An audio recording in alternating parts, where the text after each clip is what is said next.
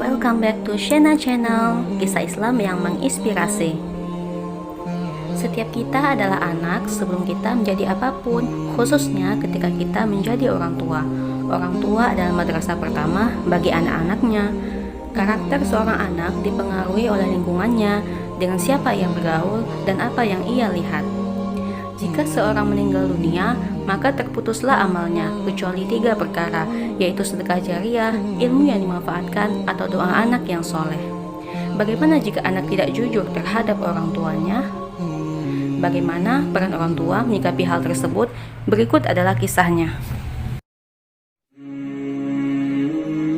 Ada kisah nyata tentang bagaimana orang tua mendidik anaknya tanpa kekerasan dan bagaimana dampaknya terhadap anak itu sendiri.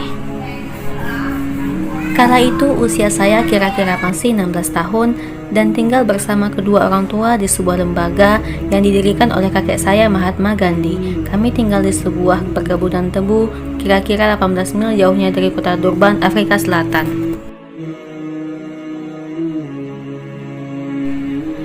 Rumah kami jauh di pelosok desa terpencil, sehingga hampir tidak memiliki tetangga.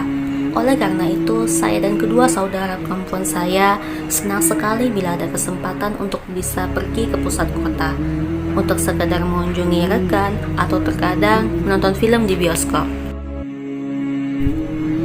Pada suatu hari, ayah meminta saya menemani beliau ke kota untuk menghadiri suatu konferensi selama sehari penuh. Bukan main girangnya saya saat itu, karena tahu kami hendak ke kota, ibu menitipkan daftar panjang belanjaan yang dia butuhkan. Di samping itu, ayah juga memberikan beberapa tugas kepada saya, termasuk memperbaiki mobil di bengkel.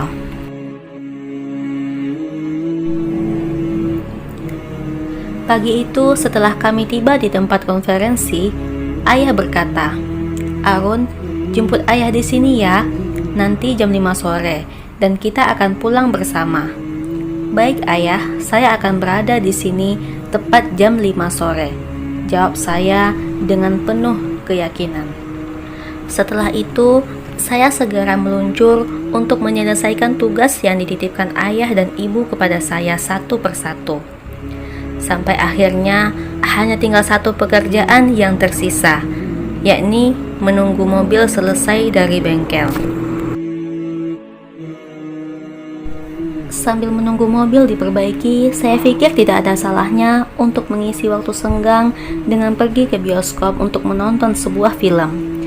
Saking asyiknya menonton, ternyata waktu sudah menunjukkan pukul 5:30 sore.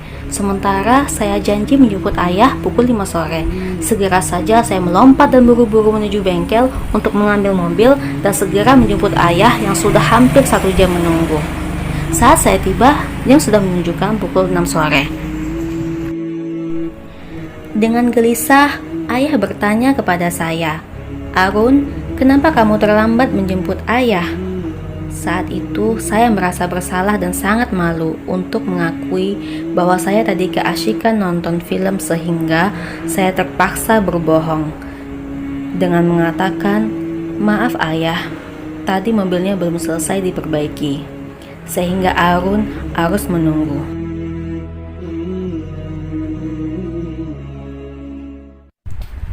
Ternyata, tanpa sepengetahuan saya, ayah sudah terlebih dahulu menelpon bengkel mobil tersebut. Kemudian wajah ayah tertunduk sedih sambil menatap saya. Ayah berkata, "Arun, sepertinya ada sesuatu yang salah dengan ayah dalam mendidik dan membesarkan kamu, sehingga kamu tidak punya keberanian untuk berkata jujur kepada ayah. Untuk menghukum kesalahan ayah ini, biarlah ayah pulang dengan berjalan kaki." Sambil merenung di mana letak kesalahannya. Lalu dengan masih berpakaian lengkap, ayah mulai berjalan kaki menuju jalan pulang ke rumah. Padahal hari sudah mulai gelap dan jalanan semakin tidak rata. Saya tidak sampai hati meninggalkan ayah sendirian seperti itu. Namun, meskipun ayah telah ditawari naik mobil, beliau tetap berkeras untuk terus berjalan kaki. Akhirnya saya mengendarai mobil pelan-pelan di belakang beliau, dan tak terasa air mata saya menitik melihat penderitaan yang dialami beliau hanya karena kebohongan bodoh yang telah saya lakukan. Sungguh, Saya sangat begitu menyesali perbuatan saya tersebut.